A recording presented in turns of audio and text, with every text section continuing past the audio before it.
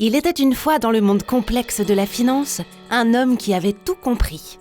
À ma fille présente, le professeur Spot fait la lumière sur les marchés financiers. Poursuivons notre découverte des marchés financiers.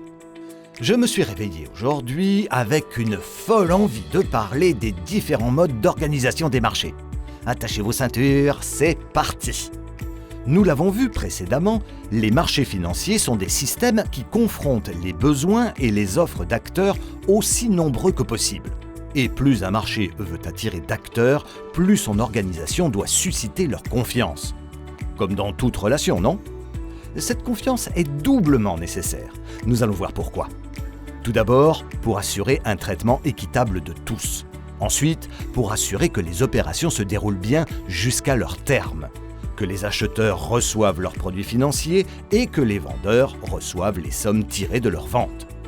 Aujourd'hui, compte tenu notamment de cet impératif de confiance, les marchés ont des organisations très diverses et le spectre est très large. À un bout, on trouve des marchés très réglementés, là où la confiance doit être la plus forte possible. Les investisseurs n'y accèdent pas directement. Ils doivent passer par des membres du marché qui sont eux aussi placés dans un cadre très strict.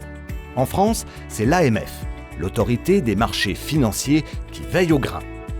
La Bourse de Paris, gérée par Euronext, fait partie de cette catégorie de marchés. À l'autre bout du spectre, on trouve les marchés dits de gré à gré, là où l'encadrement n'a pas besoin d'être aussi strict pour susciter la confiance.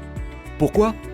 Parce que chaque acteur de ces marchés n'y traite qu'avec celui qu'il a préalablement accepté. Ici, ce qui rentre en jeu, c'est la réputation, la solidité financière et les garanties qui résultent de son statut.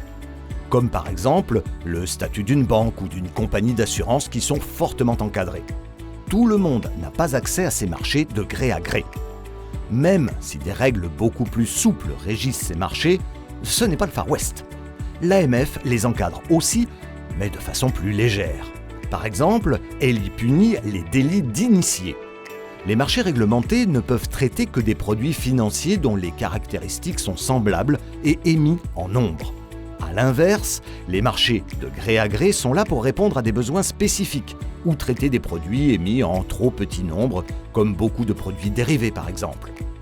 En résumé, les marchés opèrent selon des règles plus ou moins strictes et protectrices qui tiennent à la nécessité d'y attirer ou non un grand nombre de participants et donc de susciter leur confiance.